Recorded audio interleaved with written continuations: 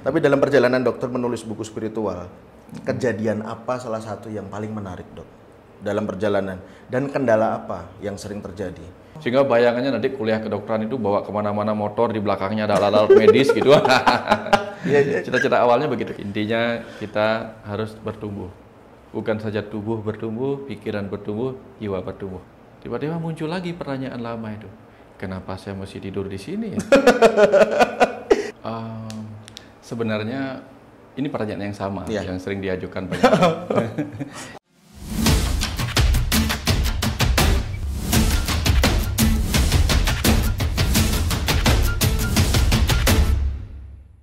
Om Swastiastu, Dok. Om Swastiastu, Bagus. Sebelumnya Bagus berterima kasih dokter sudah menyempatkan waktu untuk ngobrol, untuk berbagi. Apalagi dokter punya ada acara penting.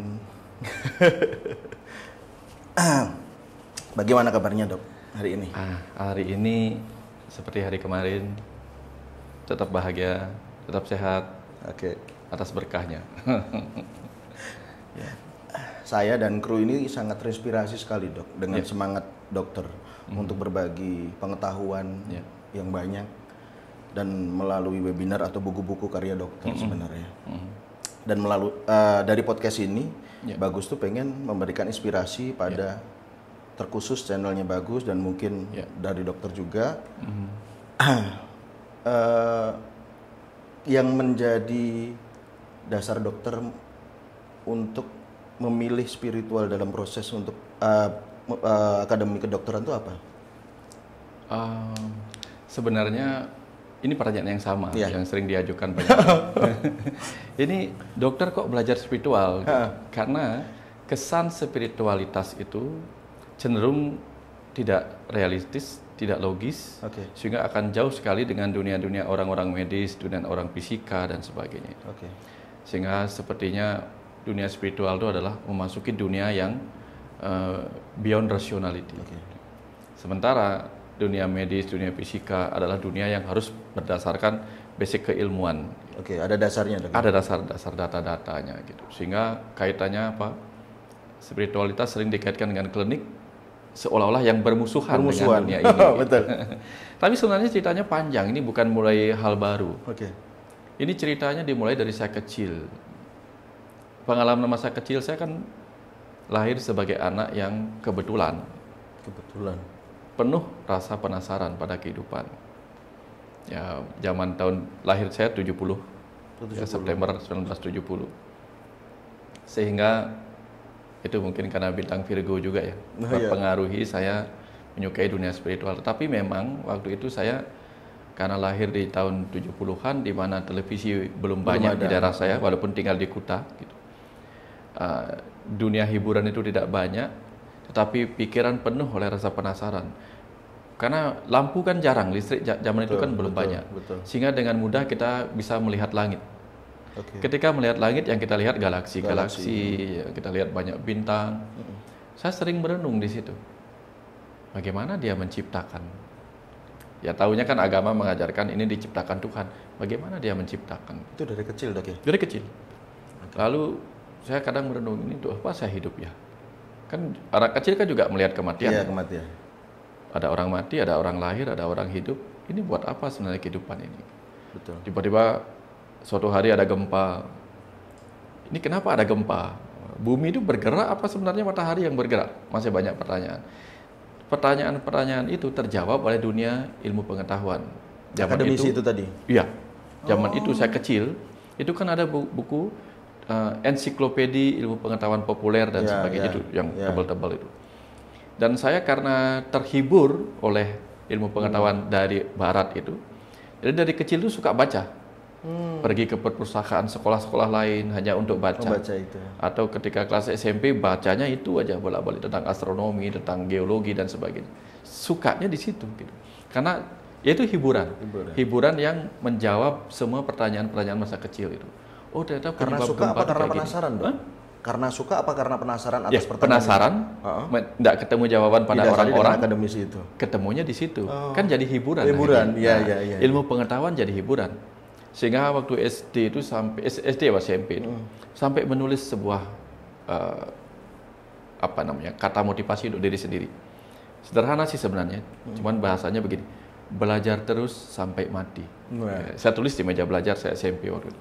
Belajar terus sampai mati. Memotivasi diri bahwa sampai kapanpun saya akan belajar. Walaupun nggak pernah tahu bahwa kenapa saya harus belajar, nggak ngerti.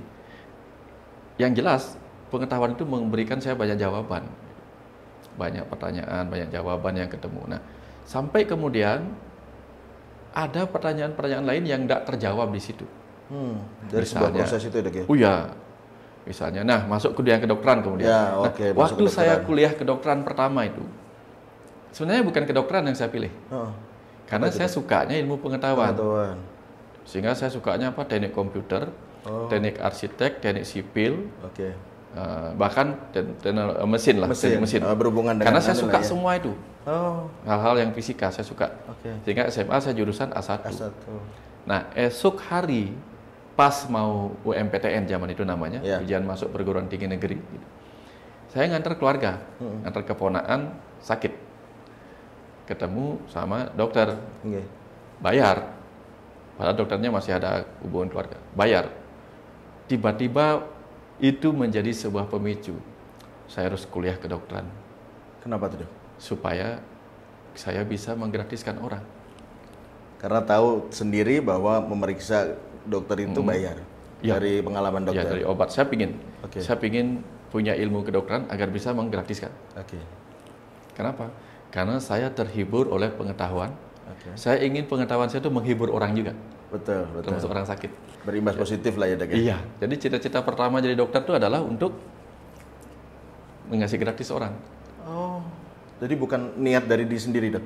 Iya, niatnya dari situ. Dari situ. Sehingga bayangannya nanti kuliah kedokteran itu bawa kemana-mana motor, di belakangnya ada alat-alat medis gitu. Cita-cita awalnya begitu. Sampai kemudian pada saat kuliah kedokteran, masuklah ke kamar mayat. Kan kita masuk dunia forensik kamar mayat. Di situ ada cetusan lagi waktu itu. Nah, pas kita bedah mayat itu, muncul pertanyaan lagi yang lama-lama muncul lagi. Ini kenapa orang bisa mati ya? Selama hidup rohnya ada di mana? Bentroklah banyak ilmu di situ. Ada yang mengatakan roh itu ada di dalam hati. Ya. Tapi di satu sisi agama saya Hindu mengajarkan bahwa sifat roh itu seperti sifat Tuhan, dia ada di mana-mana. Kalau roh ada di mana-mana di dalam tubuh kita, lalu kenapa disebutnya di sini? Gitu.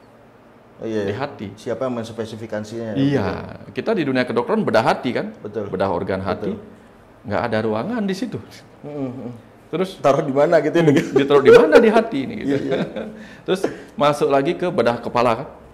Nah, roh itu ada di sini, di sini katanya. Ada mata ketiga segala macam. Kita cek anatomi kan nggak ada mata ketiga, nggak ada ruang di sini. Apa sih? Nah, ingin ketemu benang merahnya nggak ketemu. Sampai tamat kuliah, sampai jadi dokter, yang hanya bisa kemudian diaplikasikan adalah cita-cita jadi dokter itu untuk membebaskan banyak orang. Tidak bayar itu tadi? Nah itu jalan. Jalan. Akhirnya itu jalan. Tetapi pertanyaan-pertanyaan lama itu nggak ketemu jawabannya. Tapi dokter tetap penasaran dengan penasaran tetap. Ya, penasaran. Tetapi kadang menyelaraskan gimana, Dok, antara ilmu kedokteran dengan ilmu apa itu ya dibilang ilmu spiritual ya, Dok ya? Untuk menyelaraskannya gimana? Nggak bisa. Secara teoritis nggak bisa. Nggak ada. Nggak ketemu. Nggak ketemu jawaban. Nggak ketemu. Sampai kemudian saya kadang ingat, kadang nggak. Apalagi sibuk dunia medis kan, kadang ingat, kadang nggak. Harus kerja di puskesmas di 3 tahun di daerah terpencil di Singaraja. Nah, baliknya itu momentumnya. Balik saya tahun 2000 balik dari 3 tahun tugas di puskesmas. Nah, tahun 2000 itu saya balik ke klinik swasta tempat saya dulu praktek. Nah, suatu malam saya tiduran di kursi pasien, penunggu pasien yang dari bambu. Nah, tiduran di situ jam 12 malam. Mau tiduran kan? Karena nggak ada pasien kan, sepi, jalannya sepi, nggak seramai sekarang waktu itu. Tiba-tiba muncul lagi pertanyaan lama itu. Kenapa saya mesti tidur di sini ya? Semua kegiatan yang berbau dengan interaksi badan ditanyakan ya, Dok? Iya. Kenapa saya mesti tidur di sini? Rumah saya nggak jauh di situ. Kenapa nggak tidur di rumah? Tidur di rumah aja. Ada pasien panggil ke sini. Dan yang lebih serunya lagi begini. Teman yang punya klinik itu teman Saya tidur di hotelnya, makan sama dia, kemana-mana sama dia. Hidup tiba-tiba merubah keadaan. Begitu saya kerja, karena dia yang punya kliniknya, dia langsung jadi bos kan? Iya, betul. Teman langsung jadi bos. Dia tidur di rumah, di hotelnya, saya tidur di kliniknya. Betul.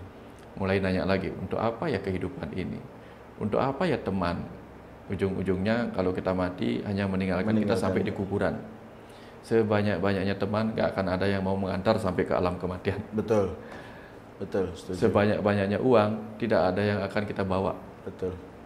Nah, mulai muncullah pertanyaan lama itu. Yang udah lama tidak Enggak ketemu jawabannya. terpikir ya, Dok. Muncul lagi, Tuhan itu siapa? Oke. Memang Tuhan ada di mana? Kalau Tuhan ada di sebuah tempat jauh di langit, kenapa katanya ada di mana-mana? Semua kontradiksi itu muncul. Oke. Akhirnya ini harus saya pertanyakan. Oke. Ketika saya ketemu guru yang menurut saya masuk akal jawabannya gitu. Walaupun selama itu sampai tahun 2000 itu nggak pernah ketemu orang seperti itu. Tapi saya harus menyimpan pertanyaan, mencatatnya seperti pertanyaan-pertanyaan ini. Kapan saya ketemu saya akan tanyakan. Saya bangun, masuk ke ruang UGD yang di dalamnya ada komputer Windows 311. Oh, 311. Masih lama banget sesudah DOS itu, Dok. Oh iya. Dan saya juga belum canggih banget nih ngetiknya, belum bisa. Nah, sambil ngetik-ngetik di Word, sambil latihan lah. Saya catat pertanyaan pertamanya, untuk apa sih kehidupan? Ini ngetik kayak gini ya, untuk apa sebenarnya kehidupan? Jadi tiba-tiba nggak tahu dari mana. Jadi ngetik datang. sendiri, dijawab sendiri, Dok? Ngetiknya biasa, untuk apa sebenarnya kehidupan? Nah gitu kan. Tiba-tiba seperti gitu. Untuk apa kamu tanyakan itu? Mulai noleh sini kan? Kamu siapa? Gitu. Kayak teknologi apa sih sekarang? AI ya kayaknya yang baru ini ya. Tiba-tiba kamu siapa? Gitu. Saya tanya kan? Oke. Tak tunggu. Tiba-tiba mengalir jawabannya. Untuk apa kamu tanyakan siapa aku? Loh. Tanya lagi. Kalau aku tidak tahu siapa kamu, bagaimana aku akan mempercayaimu? Gitu. Kalau kamu mempercayai aku karena tahu siapa aku, maka kamu hanya akan mendengar dari siapa aku, bukan apa yang akan kau. Seperti itu. Wah, ini seru nih. Seru sambil merinding-merinding juga. Saya ngobrol sama siapa? Nggak ada. Dia bukan Tapi mendengar itu sebuah sesuatu, suara atau perasaan bukan. dalam hatinya, Dokter? Bukan. Ini hanya ngalir. Ngalir. Oke. Seperti insight itu itu kali pertama saya mengalaminya, Februari 2001. Jadi sekarang 22 tahun dah. Ya. Kok bisa ya? Nggak tahu pokoknya, saya nggak ngerti. Nah, karena saya kan kalau nanya itu nggak masuk di akal saya jawabannya, saya nggak akan puas. Saya kejar lah terus segala macam saya kejar. Untuk apa sih kehidupan ini, bla bla bla, gitu dijawab terus. Sampai di titik tengah itu sudah sekian halaman berlalu tuh. Karena semua pertanyaan saya masuk akal. Begitu dijawab, saya jawab lagi, saya kejar lagi jawabannya. Saya gali lagi, dijawab lagi. Loh, ini siapa nih? Gali lagi, dijawab lagi. Sampai sebuah titik saya tanya, Tuhan, kamu siapa? Mati kamu sekarang. Kamu nggak akan bisa jawab ini. Terus, Tuhan, kamu siapa? Nah, sekarang. Jawabannya, kupaslah seluruh materi alam semesta sampai kau menemukan kekosongan. Akulah yang mengisi kekosongan itu. Wah, seperti sesuatu yang bikin bright itu, terus gitu langsung ledakan. Kebuka gitu ya. Wow. Walaupun nggak tahu apa yang mengisi kekosongan, nggak ngerti. Tapi diberi perintah itu sudah sesuatu. Kupaslah seluruh materi alam semesta sampai kau menemukan kekosongan. Akulah yang mengisi kekosongan itu. Wah, waktu itu sudah dalam proses belum membuat buku ya, Dok? Belum. Itu baru mencari jawaban dari sebuah pertanyaan itu tadi. Belum. Itu tadi diskusi dulu. Sampai dini hari itu saya tanya, boleh nggak ini saya sebarkan? Boleh, asal kamu berani. Loh. Memang kenapa gitu? Dikasih tahu lah. Tidak semua orang akan siap dengan itu gitu kan. Akhirnya, oke lah, akhirnya antara ya dan tidak. Udah, saya print. Dia jadi satu buku itu. Semalam suntuk dia jadi satu buku. Saya print, saya kasihlah orang berada tentu. Ternyata penerbit mendapatkannya. Sebelum sampai situ, Dok, maaf. Dalam pertanyaan dokter yang meyakini bahwa itu sebuah keyakinan dokter untuk bertanya, yang menjawab itu dokter sendiri? Nggak ngerti ya. Ya kalau menjawab sendiri, pertanyaannya begini. Dulu nggak ngerti kan? Kalau misalnya jawab sendiri, tentu sudah lama saya tahu jawabannya kan? Benar. Tapi yang ngetik dokter? Ngetik sendiri. Oke. Jauh di kemudian hari itu saya baru tahu istilah-istilah begitu. Dokter sedang mengalami automatic writing. Automatic writing gitu. Yang jelas waktu itu cuma ngetik aja apa yang muncul, insight yang muncul, inspirasi yang muncul, ketik aja gitu. Wah, karena dia muncul jawaban, saya kejar lagi. Saya kejar lagi. Misalnya begini, untuk apa kehidupan ini memang harus ada. Memang kenapa kalau nggak ada kehidupan? Misalnya contoh jawabnya begini, kalau nggak ada kehidupan maka aku bukanlah sang hidup yang ada di dalamnya. Lalu untuk apa kamu menciptakan sesuatu? Kalau aku tidak menciptakan, aku bukanlah sang pencipta. Kayak gitu misalnya. Benar. Kayak gitu kejar terus, mengalir. Oh iya ya. Jadi oya sendiri oleh jawaban itu. Yang belum pernah saya dapatkan jawabannya dari orang yang saya tanya. Itu dalam perjalanan dokter belum menemukan orang yang dokter yakini bisa menjawab? Belum pernah. Karena jadi secara tiba-tiba dari sebuah pertanyaan. Betul. Karena tujuan awalnya hanya ngumpulin pertanyaan, bukan ngalirin jawaban, bukan. Okay. Jawabannya nggak ngerti. Saya mau tanya ini. Pertama saya akan tanya, untuk apa sih kehidupan ini? Nah itu tadi muncul. Kenapa kamu tanyakan? Maka toleh-toleh sini. Yang ngasih ini siapa ya? Iya. Malam kan, tengah malam orang sudah pada tidur, itu tempat ngeri. Dan wilayah itu terkenal mistiknya zaman itu. Tapi saya nggak terlalu percaya gitu-gitu kan. Betul. Yang jelas ngalir gitu. Sampai pokoknya puas lah. Nah akhirnya kenapa bisa semalam suntuk? Karena saya punya banyak barisan pertanyaan. Ya, karena sudah banyak bank data. Udah banyak pertanyaan. Tak kejar terus. Nah setelah yang pertama selesai, mulai lagi. Ini nanya apa nih? Mumpung terkonek dengan ini kan. Tak tanya apa. Nah, berikutnya yang susah tuh ngumpulin pertanyaan. Sehingga saya harus bertemu banyak orang, mendengar pertanyaan mereka lalu mengingatnya. Nanti tak tanya ini. Jadi harus observasi juga, Dok? Observasi pertanyaan. Akhirnya. Dari mencari apa yang orang-orang alami dan nggak ada tanyakan. Dan tanyakan gitu. Oh, mereka tanya ini. Nanti saya nanyain. Nah, yang kedua ini yang susah.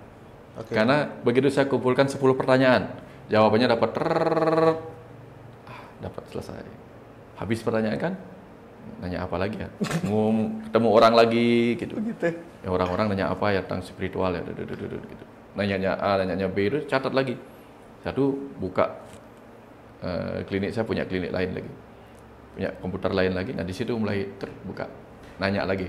Apa sih tanya tadi? Oh ini, ngalir lagi jawabannya. Jadilah dia buku Dialog Spiritual 2. Oh, jadi perjalanan bukunya dokter itu dari sebuah apa ya? Automatic writing itu ya? Ya, mungkin kalau di tempat lain yang kalau si Neil Donald Walsh mungkin ya, dia menyebutnya conversation with God. Kalau saya nggak akan berani menyebut itu percakapan dengan Tuhan. Saya juga nggak ngerti Tuhan kayak apa. Tapi yang jelas saya hanya mengadakan dialog spiritual. Karena yang saya tanyakan berbau spiritual, gitu aja. Nggak tahu siapa yang saya tanyakan. Siapa yang menjawab saya nggak ngerti. Walaupun belakangan sekian tahun kemudian dalam proses panjang itu, akhirnya saya paham. Oh ini kecerdasan atas sadar yang ada pada roh kita, yang membawa kematangannya dari perjalanan panjang itu. Lalu yang bertanya itu adalah si pikiran. Kan pikiran yang nggak tahu apa-apa. Nggak tahu apa-apa. Ya, cuman ngucapin aja tuh. Iya, dia harus nanya. Dia mendapatkan insight dari atas sadar. Oh ini maksudnya turun. Itu setelah otomatis. Jauh setelah itu saya baru ketemu pemahamannya. Itu pun ketemu sendiri. Kenapa diajarkan lagi terus-menerus begitu. Tapi kembali lagi soal automatic writing itu ya tadi. Apakah semua orang bisa merasakan momentum itu? Ataukah dengan berbagai rasa penasaran yang tanpa sebab, itu dia pikirkan dan dia yakini bahwa ini yakin ada sebabnya, tapi dengan siapa saya bertemu narasumber. Apakah setiap orang bisa merasakan otomatiknya itu? Sebenarnya bisa. Asalkan? Tetapi tergantung pada tugas kehidupan kita. Nah, misalnya begini, setiap orang bisa enggak membersihkan lukanya sendiri? Bisa. Tetapi bisa nggak dia membersihkan banyak lebih dalam dari itu? Enggak. Harus dia ada batasan berarti ya, Dok? Ada profesi. Ya, ada tugas-tugas lain baru. Nah, ada nggak orang bisa mengalami itu? Semua orang mengalami itu. Percakapan dengan self talk lah, percakapan dengan inner self-nya. Tapi itu tentu berkenaan juga dengan profesi, tugas kehidupan lah. misi jiwa. Tergantung tujuan berarti dong. Tujuan. Berarti alam itu akan mengiyakan kalau tujuan kita tuh lebih ke positif, sosial ya dok ya? Iya. Karena tugas kita, kalau tugas kita begitu, dikasih. Oke. Masa semua orang dikasih titip ya, ketemu sama orang di luar, titip ya pesan ini buat itu. Kan bahaya. Enggak. Titip ya surat ini buat itu. Kan kalau kita nitip surat itu kan kalau nggak Gojek, sekarang Gojek ya. Dulu kan cuma pos. Pos, betul. Kalau petugas pos kita titipkan di sana pesan-pesan itu. Kalau nggak kita nggak berani kan. Oke. Nah, saya mungkin adalah petugas pos. Menjembatani pesan-pesan dari sana yang harus dikirimkan kepada orang-orang. Jadi saya hanya petugas pos. Ya, sebagian pesan itu mungkin buat saya sebenarnya, tapi sebagian lainnya buat orang-orang. Yang bisa membedakan bahwa pesan itu buat diri sendiri dan orang lain apa dong? Karena ada beberapa hal itu saya sudah nggak butuh lagi. Oke. Sehingga kadang-kadang seolah-olah itu ada masalah A, masalah B. Oke. Saya hari itu dapat pesan, ya tulis saja. Ini pesan buat siapa ya? Udah kirim aja. Share di Facebook, ternyata ada yang mengalami itu. Kayak gitu contohnya. Ya, gitu. Ya. Jadi beberapa, kayak kayak memfilter ya dok ya? Iya. Dengan memberikan apa yang dokter alami terus di-share bersama orang lain. Oh iya, saya juga di fase ini nih, gitu kan? Iya. Tapi dari apa ya pengalaman dokter tuh bahwa setiap manusia tuh punya siklus yang sama nggak sih dok? Sama. Sama. Begini. Kalau saya tanam benih jagung, suatu ketika akan tumbuh jagung. Dalam tempo 3 bulan tumbuh jagung. Kalau saya tanam benih mangga, akan jadi pohon mangga. Walaupun berbeda bentuknya, dan ini jagung, ini jadi mangga, tapi intinya dia akan menjadi tumbuhan induknya. Mengikuti yang awal berarti. Mengikuti induknya. Semua akan menjadi induknya. Nah, roh-roh itu berdasarkan ajaran Hindu. Roh itu kan percikan, Atma namanya, Atma ya. Atma itu adalah percikan dari Tuhan. Tentu dia benih. Betul, induk ya dok ya? Ya, benih dari sang induk. Kalau induknya, dia adalah jiwa bagi alam semesta raya. Oh, lebih global. Lebih global. Percikannya, benihnya rohnya adalah itu. Roh pada alam semesta kecil. Pastinya dia akan bertumbuh menjadi seperti induknya, betul nggak? Betul. Logis. Jadi dia akan mencapai kesadaran semesta yang lebih besar. Dalam fase tertentu? Dalam fase tertentu. Kok bisa beda-beda? Ya beda-beda. Beda-beda. Ada benih ditanam di sini, mungkin agak lama baru tumbuh. Di sini pengaruh dengan suhu dan lain hal ya dok ya. Terlepas juga niat juga seseorang. Iya, seperti itu. Ada juga yang memang benih yang memang masih disimpan kan. Sekarang kan banyak benih yang diawetkan dulu. Ditanam kan. Nah, jadi ada benih-benih yang memang mengawetkan diri di dalamnya. Karena tugas saya belum mencapai ini. Saya harus begini dulu gitu. Begini dulu. Nah, jadi kayak step by step ya dok ya. Iya. Itu sebabnya kita harus menghormati setiap benih. Enggak kita merasa kalau kita sudah kesadaran sini, gitu ya. Kamu belum apa-apa, kamu nggak bisa. Iya, benar. Karena apa? Memang fasenya begitu. Iya. Gitu. Siklus itu tadi ya dok ya, semua merasakan lah. Mulai dari susah, terus dia lain hal gitu, sampai dia menemukan bahwa dari susah kemarin itu saya sudah seperti ini. Iya. Gitu kan. Semua orang mengalami.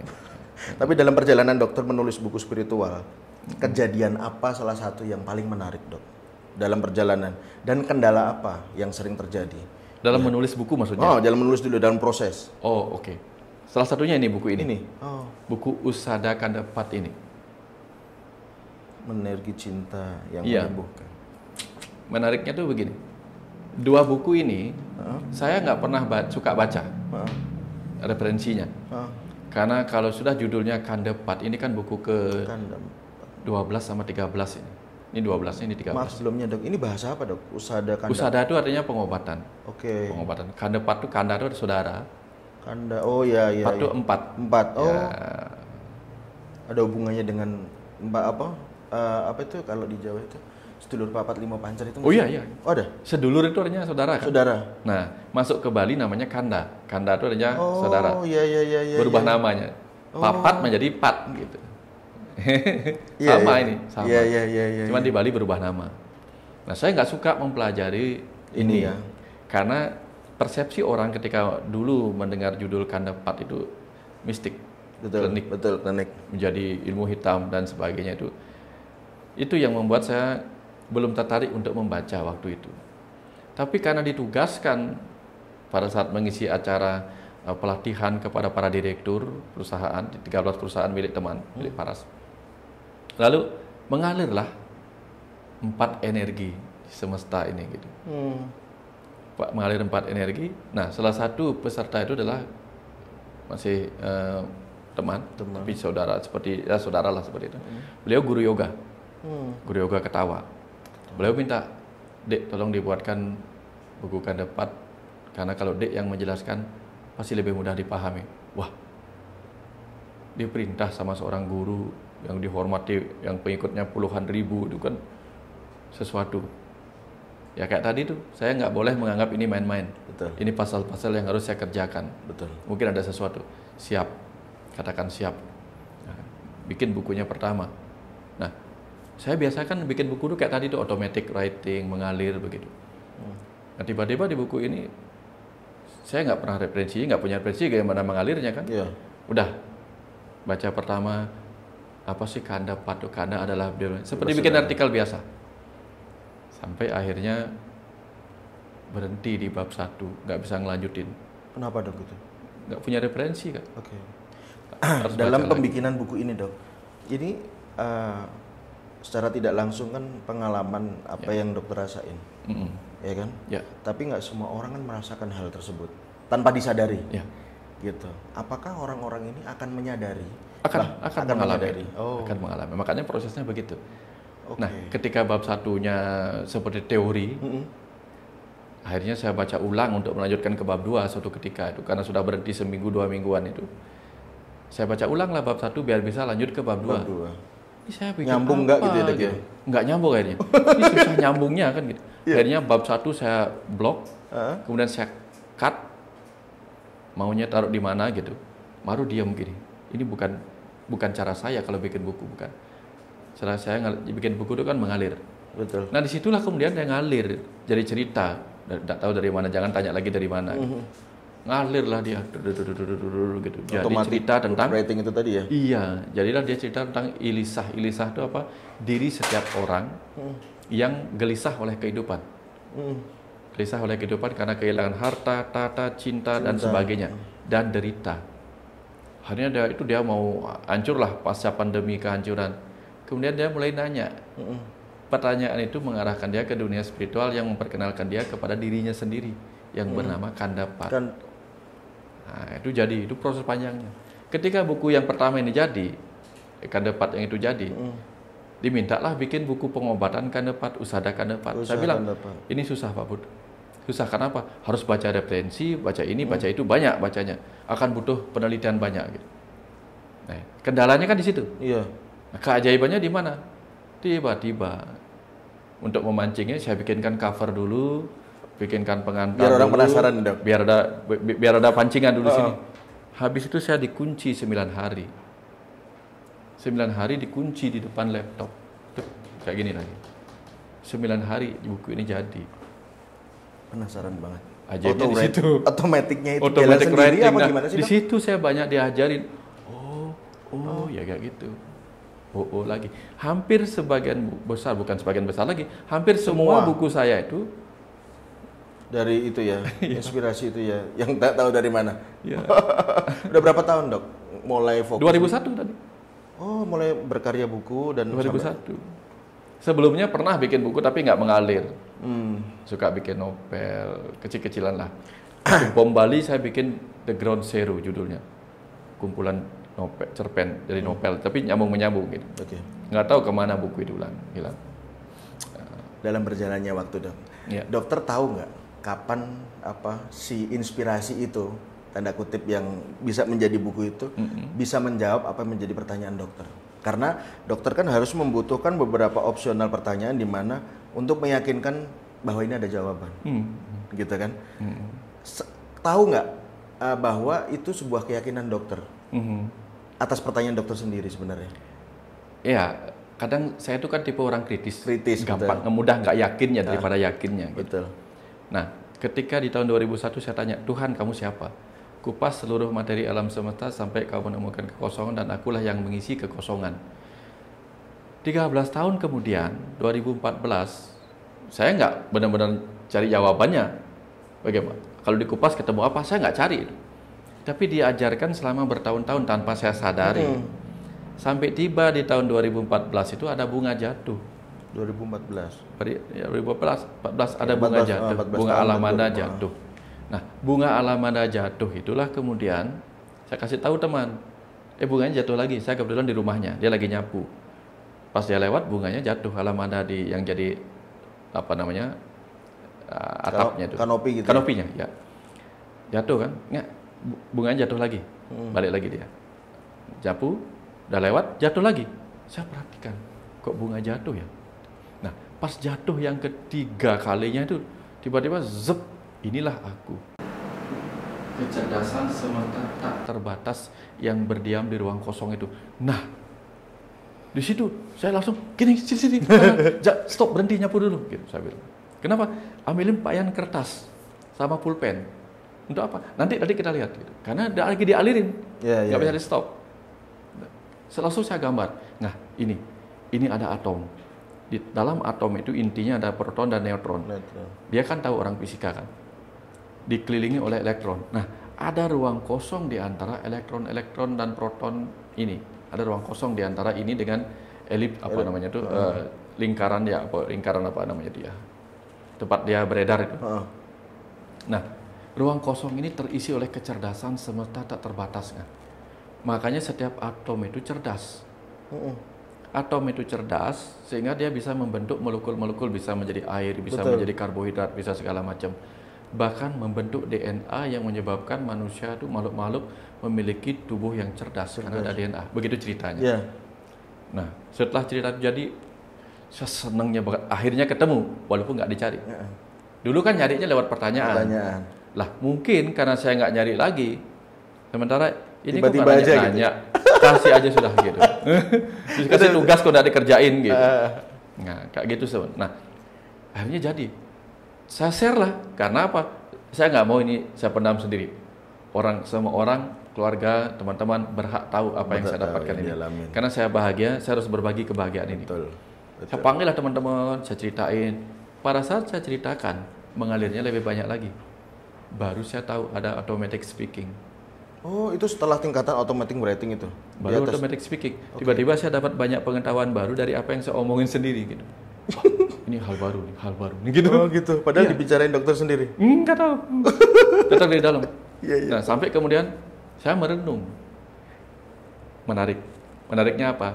Pas hari ini, kalau kalender Hindu itu kan ada di Bali namanya hari yang sama setiap 210 hari. Namanya Buddha, Rebo itu Buddha. Wage, Kelau. Kalau di Jawa kan ada Wage, Kliwon, Legi, Paingpon, Wage. Nah, Rebo, Wage, Kelau. Nah, sekarang itu. Iya. Nah, sekarang di tahun 2014-an itu, setelah mengalir pengetahuan kecerdasan semesta tak terbatas itu. Nah, hari ini juga sama, ada odalan yang saya ceritakan itu, odalan yang besar. Nah, hari ini di sana, odalan yang besar hari ini juga. Karena hari inilah saya nonton orang lagi nari. Hari ini tahun 2014 saya nonton orang lagi nari. Orang lagi nari, tiba-tiba ada hembusan angin dari pantai. Zut, saya dihembusin. Pas saya nonton orang nari, zes gitu. Tuhan segala agama. Ini apaan? Saya ambil HP, Tuhan segala agama. Berarti secara tidak langsung Tuhan itu satu ya dok? Iya, apaan Tuhan segala agama? Saya share lah ke teman, Tuhan segala agama. Saya bilang gitu aja. Oh, ini jadinya buku yang diobrolin kemarin. Langsung. Ya, saya bilang begitu. Akhirnya saya tulislah semua yang dialirkan tentang kecerdasan semesta itu. Ngalirlah dia jadi satu buku, Tuhan segala agama. Tahun 2014 ya? 14. Terbit bukunya beredar banyak. Pulanglah teman-teman dari Jakarta. Ngobrol sampai malam tahun 2015. Nanya lagi, beli wayan. Kalau memang ketika alam semesta ini belum tercipta dan hanya ada dia sebagai kecerdasan semesta tak terbatas. Lalu dari mana alam semesta, planet-planet, materi-materi semesta itu mulai ada? Ini yang tak pernah saya pikirkan sebelumnya. Tapi karena ditanya, saya juga nggak pernah nanya. Ketika ditanya, bukan jadi pertanyaan. Saya jawab, oh gini mbak. Saya kan tahu tiba-tiba itu saya tahu, ini akan ada jawaban. Oh gini mbak. Pas begitu saya udah diam. Agak susah cerita ya. bagaimana saya diam, pikiran itu diam, tapi membiarkan pikiran dipakai oleh orang lain. Nah, seperti kita beginilah, ada saatnya kita diam, membiarkan orang lain bicara.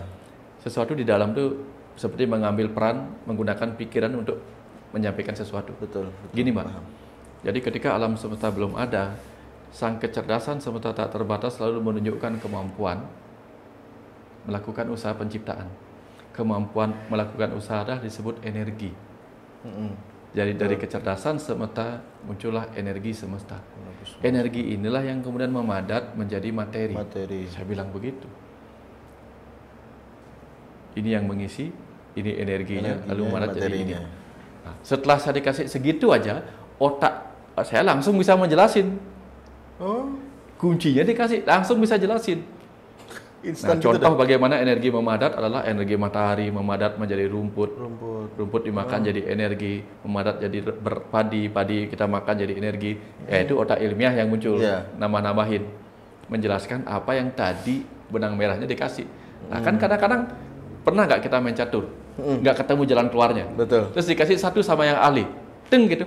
Gitu. Nah, seperti gitu. Ada dalam pikiran tapi bingung untuk memulai. Bingung memulainya apa. Nah ini kayak gitu.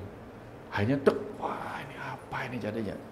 Wah, akhirnya itulah yang kemudian jadi buku Rahasiamu Rahasiaku. Oke. Kalau di Islam namanya apa? Al-Insan Siri wa Ana Siruhu. Betul. Wah ngalir ini. Dapat segitu. Tapi sampai hari ini udah berapa buku Dok yang sudah di... Ini yang ke-13 ini. 12, 13. Yang satu lagi yang nanti akan terbit, yang Surya pun pernah tenggelam itu yang ke-14. Oke. Tapi sebenarnya ada banyak lagi file-file yang tinggal dicetak aja gitu. Ada mungkin sekitar 25 file yang belum dicetak gitu. Itu tentang spiritual juga Dok? Iya. Yang isinya pesan-pesan keseharian yang belajar pada alam. Itu banyak itu. Karena dari tahun 2010 sampai tahun 2020 berapa? 10, 11, 12 tahun lah. Itu ada. Sudah lama sekali Dok ya? Lama. Tiap hari itu dialirkan satu pesan. Masuk, termasuk Mahabharata. Dialirkan tiap hari. Penasaran aku jadian. Iya loh. Ya kayak gitu. Berarti sudah 14 buku ya Dok? 14 buku. Nah belakangan baru sadar, apa yang diingat akan menguap. Menguap untuk berbagi biar orang lain bisa menerima itu atau? Kalau kita simpen diingatan itu akan menguap. Hilang. Perkara waktu kita akan melupakan itu. Oke. Lalu kita akan dikenang sebagai, misalnya kita mati dikubur, dikenang di batu nisan kita. Pernah lahir si A dengan batu nisan ini. Tapi apa yang bisa dibaca? Iya. Apa yang bisa dikenang dari batu nisan? Gak ada memorinya Dok ya? Gak ada memori. Maka buku ini adalah batu nisan yang akan berguna bagi orang-orang di kemudian hari ketika saya nggak ada lagi. Gitu. Batu nisan yang bisa dibaca. Gitu. Ini saya baca sedikit ya Dok ya. Iya. Ada beberapa quote, 1 atau 2 quote ini. Iya. Saya minta tanggapan dari dokter tentang quote-quote itu. Mungkin lebih, boleh saya baca ya Dok ya? Iya. Gini, penderitaan seringkali adalah sebuah berkah yang membawa pelajaran berharga tersembunyi dalam rasa lara. Iya. Namun butuh kesungguhan dan juga kesabaran untuk bisa menyadarinya. Ya. Mereka yang telah menemukan hakikat pengetahuan jiwa dalam setiap lara, kehidupan sesungguhnya sedang bertemu Tuhan yang datang bersama cintanya. Itu apa Dok maksudnya? Ya. Artinya banyak kita mencoba menolak. Oke. Banyak kita menolak apa yang tidak kita inginkan. Nah kita kan hidup ini punya keinginan. Oke. Nah kadang apa yang tidak menjadi bagian dari keinginan kita tolak. Betul. Penolakan itulah kemudian menciptakan penderitaan sebenarnya. Dari penolakan itu? Penolakan itu yang menciptakan penderitaan. Oke. Nah, jadi ada orang yang menolak hidupnya, dia menderita oleh penolakannya. Karena dia tidak siap, apa dia tidak mampu untuk mencerna bahwa sebuah penolakan itu adalah bagian dari penderitaan? Ada sesuatu di baliknya, dia nggak paham itu. Wah, berarti soal misalnya, keilmuan lagi. sama lah kayak kita. Kalau kita sekolah dulu waktu kecil, sekolah itu kan kadang-kadang kita menolak sebuah pelajaran. Betul. Karena menolak kan kita menderita, aduh hari ini akhirnya matematika nilainya jelek. hari ini. Akhirnya nilainya jelek dengan penolakan itu. Kita menderita kan. Begitu kita, aduh hari ini lihat jadwal, pelajarannya ini lagi. Kita nggak suka. Bete. Begitu nggak suka, bete, menderita, ya kan? Tapi begitu kita senang, game, permainan, kita senang, fun, jadi kita bisa ngeblend untuk lupa waktu kan? Nah, karena kita menyukainya, kita bahagia, walaupun nggak makan. Jadi nggak makan itu seharusnya membuat kita menderita. Kita nggak menderita karena kita sedang menyukai sesuatu yang lain. Oke. Ya. Tapi begitu kita puasa, ketika kita menolak puasa, misalnya karena mau operasi misalnya, kita menolak puasa menderita. Oke. Tapi kalau bulan puasa, ya kita nggak menolak, menyenangi, Oke. bahagia. Akhirnya kita masuk bulan puasa, senang di situ, karena kita lihat sesuatu di baliknya. Dari berbagai asas apapun tuh harus didasari dengan kesukaan dulu ya dok ya. Betul. Nah, untuk bisa suka itu kan orang harus melihat sesuatu di balik itu. Ya. Nah, saya kasih cerita ya. Ya, boleh. Saya suka cerita begini. Di pasar ada genangan air hujan, genangan air hujan. Semua orang menghindari genangan air itu. Ada yang marah-marah. Ini pemerintah kenapa nggak memperbaiki genangan air ini? Kenapa bisa begini genangan air? Semua orang menghindari. Suatu ketika ada anak kecil turun ke genangan air itu, ambil air. Dengan santainya. Dengan santai ngambil air. Terus orang nanya, kamu cari apa? Tadi ada ibu-ibu yang di sini kejatuhan permata. Dia bilang siapa yang menemukan akan dikasih hadiah separuh dari harga permata ini. Habis itu apa yang terjadi? Semua pada ke situ. Semua pada terjun. Karena dia lihat ada berkah di balik apa yang tadi dia keluhkan. Makanya orang nggak takut untuk menggali emas, terjun ke lumpur. Karena ada medianya di situ. Ada emas di situ yang dia cari. Makanya bencana sering disebut sebagai apa tuh? hara, betul nggak? Oh, prahara ya. Dan kita tahu hara itu unsur kan? Unsur-unsur yang bermanfaat bagi tanaman. Oh iya ya. Prahara. Iya, Pra itu sebelum. Sebelum dia menjadi unsur ya terasa seperti bencana. Setelah menjadi enak-enak aja ya dong. Setelah kita kupas, ternyata ada haranya. Ya kan? Iya benar ya. Disebutlah dia prahara. Ya, makanya ketika kita lihat bencana, nah ajaran di Jawa, ketika ada bencana disuruh eling lan waspada. Iya, belum waspodonya belum. Waspadanya belum. Disuruh eling kalau ada bencana. Bisa disetarakan nggak sih dok dengan tanggap lan Sansmito itu? Oh, belum saya tahu, ntar ya. Dari kenapa disebut eling? Karena di setiap bencana tuh mungkin itu penyebabnya adalah kita. Eling ya, ingat. Jangan-jangan penyebabnya adalah kamu. Begitu kita dapat berkah, waspada. Karena di balik berkah mungkin terselip bencana. Waspada. Tapi begitu ada bencana, ingat. Jangan-jangan ini ada berkah di balik nih. Berkah penebusan, mungkin pernah melakukan hal buruk pada orang lain, tiba-tiba ada orang lain berbuat buruk pada kita. Jangan-jangan ini kita sedang dibalas keburukan kita, disuruh eling lah. Nah, kadang-kadang ketika kita nggak eling, jadinya marah-marah. Emosional. Nggak kekontrol ya dok. Nggak terkontrol. Tapi begitu kita eling, eling. Di balik bencana ada berkah. Udah. Jadi dikala orang manusia itu emosional, kembali ke pikiran itu ya dok ya, tentang spiritual itu biar dia bisa rest juga, nggak terlalu emosi. Nah, ajaran di Bali, otak manusia dibagi 3. Pertama otak materi, otak tubuh. Tubuh itu materi, disebutnya buta. Buto kalau di Jawa. Buta. Buta itu materi artinya. Buta materi, Sehingga otak kita kalau pikiran kita terlalu banyak dikendalikan oleh tubuh, ada reaksi-reaksi ego di situ. Fight or flight reaksinya. Ya, karena buta, jadi kita nggak bisa melihat. Bagaimana mungkin orang bisa melihat berkah di balik bencana kalau dia lagi buta? Sehingga disuruhlah dia berpikir eling. Kalau sudah eling mulai berpikir kan? Maka dari buto dia menjadi manusia. Dari buto jadi manusia. Bahasa Traian brain-nya itu dari reptilian brain ke mammalia brain. Baru mau pakai rasa, roso rumongso. Merenung dengan rasa, akhirnya apa? Mulai menggunakan otak intelektualnya. Dengan neokorteksnya dia jadi human brain. Tercerahkan karena dia bisa melihat berkah di balik bencana, kan tercerahkan. Betul. Disebutlah dewa. Jadi dari buta menjadi manusia menjadi dewa. Dewa itu kemudian dewa itu asal katanya div itu cahaya. Tercerahkan oleh nur.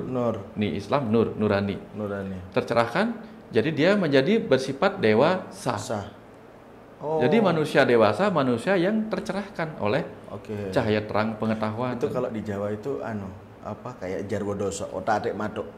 Ya kan? Apa yang dirasa orang zaman lampau itu terkadang bisa terjadi di zaman sekarang, tapi kita tidak alami, tidak pernah melewati fase itu. Iya, serunya di situ. Tapi gini dok, biar teman-teman sobat Mas Bagus tahu cara order atau pesen ini gimana sih dok? Ada itu kalau di Facebook cari aja Jendela Rumah Semesta. Jendela Rumah Semesta. Di Facebook Jendela Rumah Semesta. Atau nanti saya kasih linknya, boleh, link free atau search aja nama bukunya, nanti akan muncul biasanya. Atau kalau enggak nanti di link saya kasih nomor telepon. Nanti dicantumkan aja biar banyak orang juga ngerti. Ya. Nah, di buku sendiri kan ada di dalamnya itu sebenarnya. Oh, ya, ada. Menarik sekali. Ya, ya udah dok, terima kasih atas waktunya, pengalaman dan cerita yang hebat menurut saya. Semoga apa yang dokter sampaikan dan alami sampai bisa berkarya menjadi buku, bisa menjadi contoh dan cerminan buat kita semuanya. Terlepas bahwa Tuhan itu ada atau tidak. Terima kasih dok sebelumnya. Ya, sama-sama Mas Bagus. Sama-sama Mas Bagus ya. Intinya kita harus bertumbuh. Bukan saja tubuh bertumbuh, pikiran bertumbuh, jiwa bertumbuh. Amin. Kalau belum bertumbuh, ya. Terima kasih dok.